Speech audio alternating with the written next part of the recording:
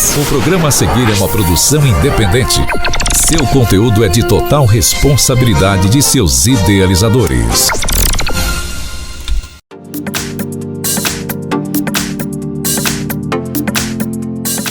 Olá, estamos novamente com o programa O que é Direito é Direito. Peço licença para entrar na casa de todos vocês que nos acompanham. Como começamos esse mês de maio para falar sobre direito do trabalho, estou hoje aqui com um convidado que vai falar muito sobre várias questões, com o Dr. Tomás Caprese.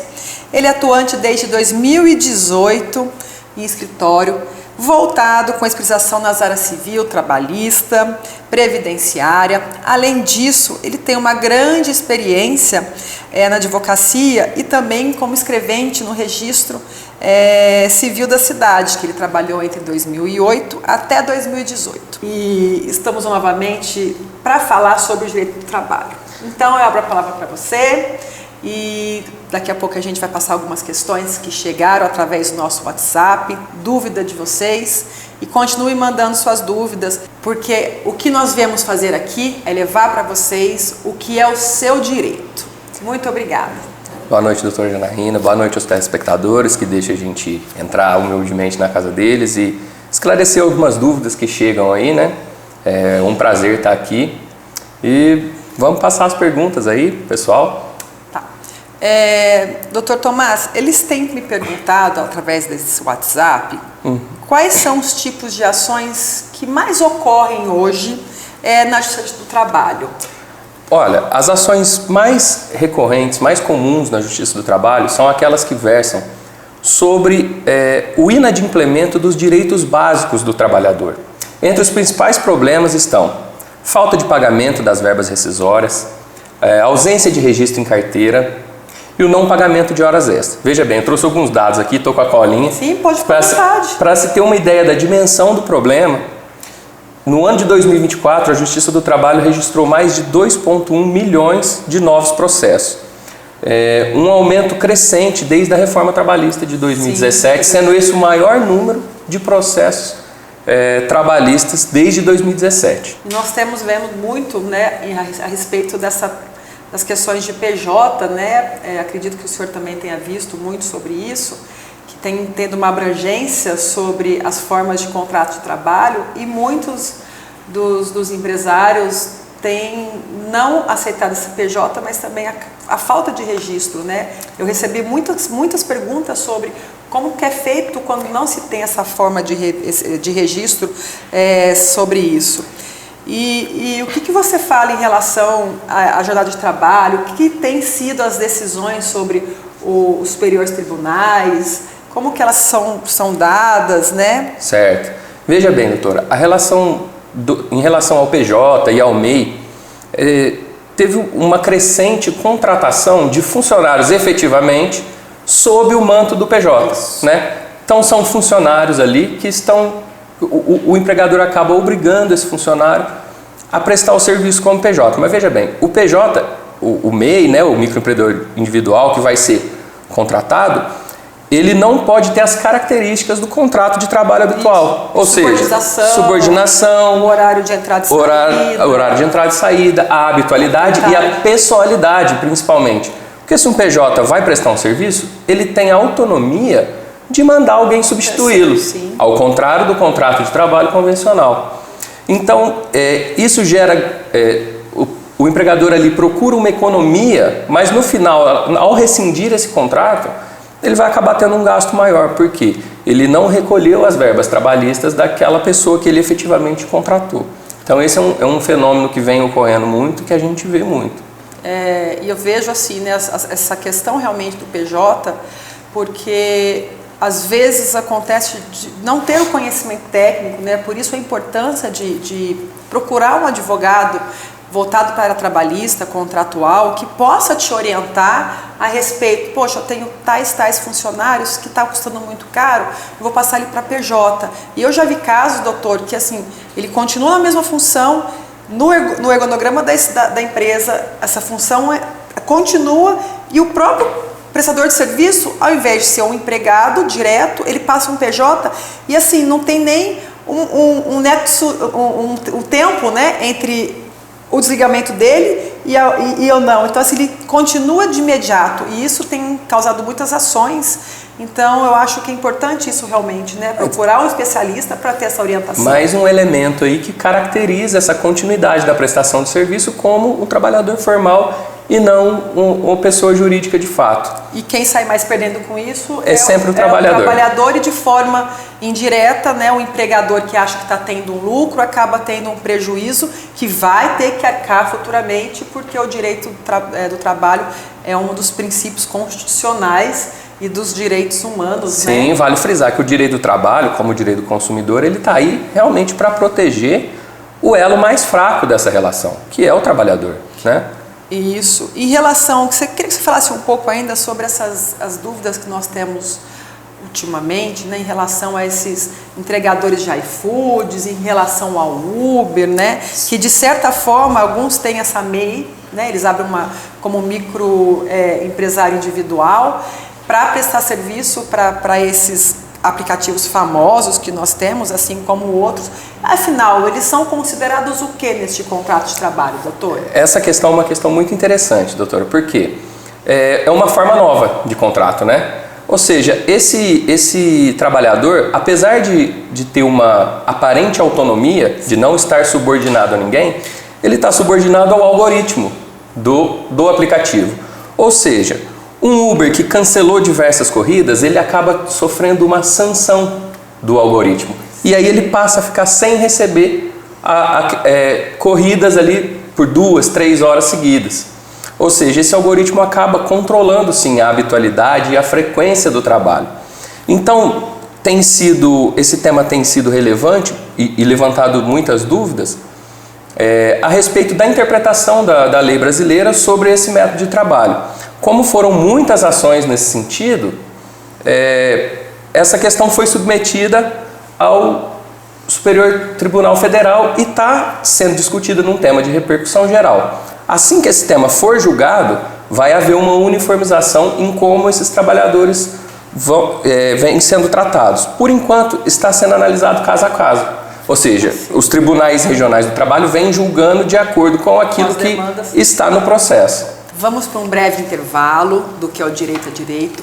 Vamos retornar com o doutor Tomás Caprese, que ele é especialista em direito do trabalho, e vamos aprofundar um pouco mais sobre essa questão de você ou alguém da sua família que trabalha como entregador ou como Uber, para ver se você tem um direito ou não a um contrato trabalhista, né, a um contrato de trabalho efetivo.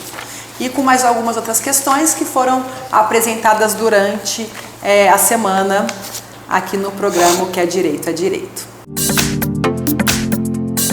Descubra o sabor do Vale Imperial 3 no Fonseca Shopping. Uma grande variedade de pratos quentes, saladas e comida japonesa. Saboreie o nosso chopp perfeito para descontrair com a família e os amigos. E oferecemos também o serviço de delivery. Levamos o nosso Marmitex até você.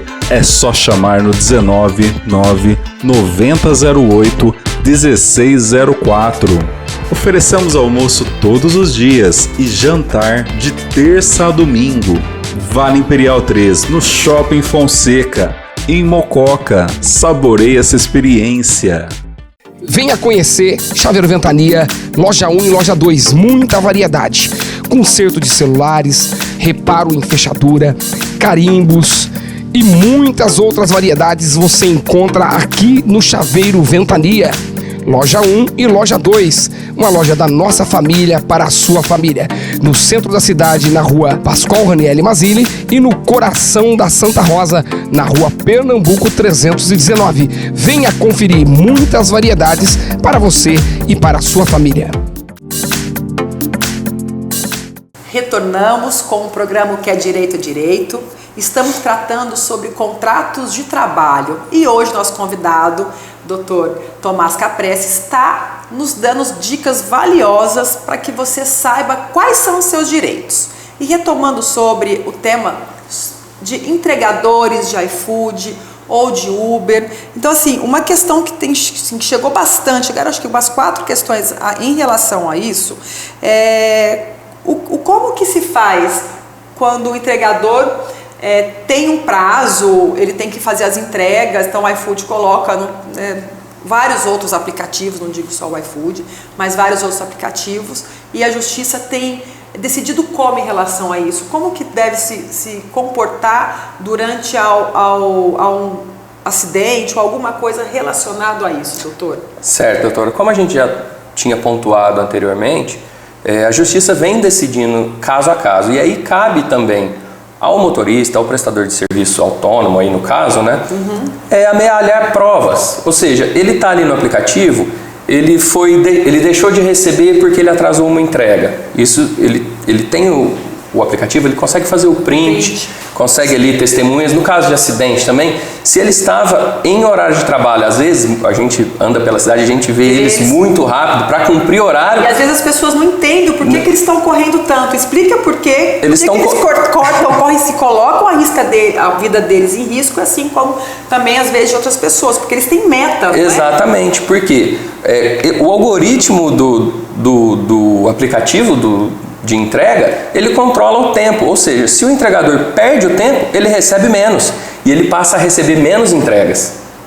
Aí tem menos chamado. Tem menos chamado, ele passa a pegar menos serviço e receber menos por isso. Então existe um assédio... Um assédio indireto. Aplicativo, sim, direto pelo aplicativo, né? É um assédio eletrônico, vamos colocar assim, né? Comandado por um aplicativo. Por um aplicativo, né? Não é pessoal, mas é comandado pelo aplicativo.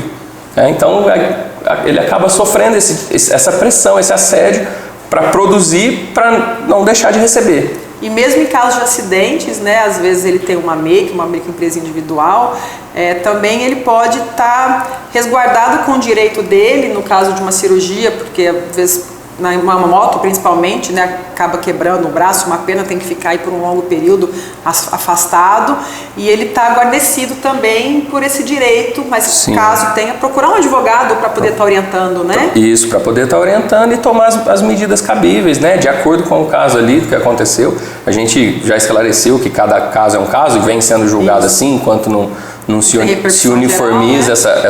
essas decisões. E a gente tem que analisar o caso concreto para poder dar um respaldo e uma orientação jurídica segura para esse trabalhador. Então, se você é um trabalhador que trabalha dessa forma, né, como MEI, PJ, que precisa de uma orientação ou tem uma dúvida, alguém da sua família é entregador ou é motorista de aplicativo, tem aqui o nosso QR Code, tá? Manda suas perguntas que elas serão respondidas, e a importância desse programa aqui é orientar vocês, é levar a cidadania para a casa de vocês. Doutor, eu queria fazer uma questão agora, mudando um pouco de assunto, é uma pergunta que chegou, como que o empregado pode comprovar ou o acúmulo ou o desvio da função dele dentro do seu contrato de trabalho? Legal, doutora. O acúmulo ou o desvio de função, ele é comprovado através de provas, ou seja, o empregado tem que estar atento também se ele está tendo a função desviada, se ele está acumulando função, ele tem que se guarnecer aí de e-mails, mensagens do seu superior hierárquico, testemunhas, às vezes registro, hoje todo mundo está com o celular, a pessoa registra ali que ela está trabalhando, o que ela está fazendo. Também, né? E-mails, claro, ligações fora de hora e etc. E com isso, ela apresentar uma base probatória sólida que vai garantir a ela uma decisão favorável no sentido de ela receber, pela função que ela vem efetivamente desempenhando, ou no caso de acúmulo, uma bonificação pela outra função. Sim. Isso é bem interessante, que às vezes nós temos empresas que têm o multiuso, né? Sim, faz 4, 5 coisas, mas no registro da carteira tem só uma função registrada de fato. Às vezes, né, a pessoa é registrada como recepcionista, mas limpa o banheiro, passa café, entrega, é copeiro. Então é importante ela fazer esse registro, né? E também tem a questão da habitualidade. Não é porque ela exerceu essa função uma vez. Não, tá. Sim, ela tem que ser faz parte da rotina do trabalhador. Desse trabalhador. E em relação a isso, realmente, às vezes o chefe pede para faça isso ou faça aquilo, né? O seu superior hierárquico. A gente pode falar sobre assédio muitas vezes, né? E eu queria que você me falasse um pouco Como que a justiça tem lidado com os pedidos de assédio, como são esses assédios? Sim, da mesma forma da comprovação do acúmulo de função, o assédio prescinde de provas. É imprescindível que a pessoa que está se sentindo assediada, ela busque comprovar que está passando por aquele assédio. Gravações, e-mails, mensagens, testemunhas, tá? E o assédio, da mesma forma do acúmulo de função, ele tem que ser reiterado.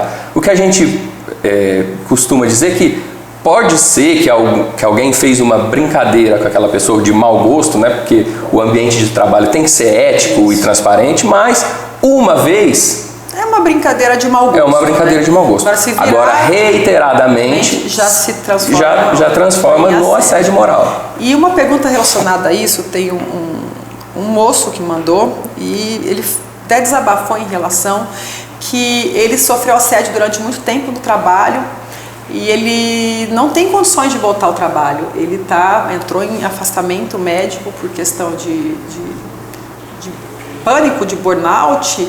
E ele falou assim que o patrão dele quer mandá-lo embora, mas não quer que mande. Então ele fala que é para ele pedir conta. E ele falou assim, doutor, eu vou pedir conta na mensagem, porque eu preciso ter paz, eu não consigo, eu tenho só de pensar que eu tenho que voltar.